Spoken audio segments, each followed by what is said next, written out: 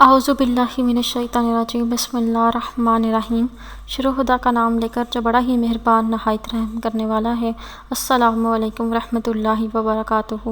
تمام سامعین کو ہمارے چینل کی طرف سے خوش آمدید۔ مجھے امید ہے کہ آپ سب لوگ خیریت سے ہوں گے۔ ناظرین، آج آپ لوگوں کی خدمت میں جو دعا لے کر حاضر ہوئی ہوں وہ سید الاستغفار ہے۔ دوستو، بتانے سے پہلے میری آپ لوگوں سے چھوٹی سی درخواست ہے کہ آپ میری اس ویڈیو کو لائک ضرور کریں اور اپنے دوستوں کے ساتھ شیئر کریں۔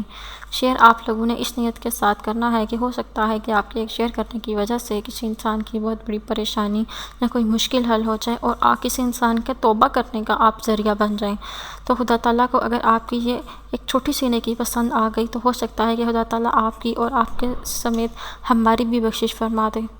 دوستو، سیدنا شداد بن اوس رضی اللہ تعالیٰ عنہ سے مروی ہے کہ رسول اللہ صلی اللہ علیہ وآلہ وسلم نے فرمایا، اگر کوئی صبح یا رات کو صدقے دل سے یہ دعا پڑھ لیتا ہے اور اسی دن یا رات کو فوت ہو جاتا ہے تو وہ جنتی ہو جائے گا۔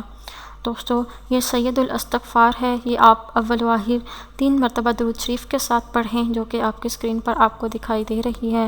دوستو، اس کا ترجمہ کچھ اس طرح ہے: اے اللہ، تو میرا رب ہے، تیرے سوا کوئی معبود نہیں، تو میرا خالق ہے، میں تیرا بندہ ہوں، اپنی استطاعت کے مطابق تیرے عہد اور وعدے پر قائم ہوں۔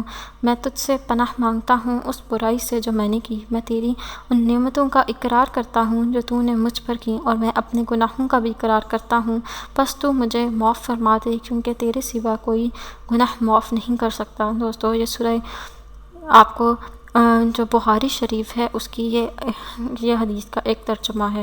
دوستو، اگر آپ لوگوں کو آج کی ویڈیو پسند آئی ہے تو کمنٹس میں اس کا اظہار ضرور کیجیے گا۔ میری اللہ پاک سے دعا ہے کہ وہ ہمیں سچی توبہ کرنے کی توفیق عطا فرمائیں اور ہمیں ہدایت پانے والوں میں شامل فرمائیں، آمین۔ دوستو، اگلی ویڈیو تک مجھے اجازت دیجیے، اپنی دعاؤں میں یاد ضرور رکھیے گا۔ اللہ حافظ و ناصر۔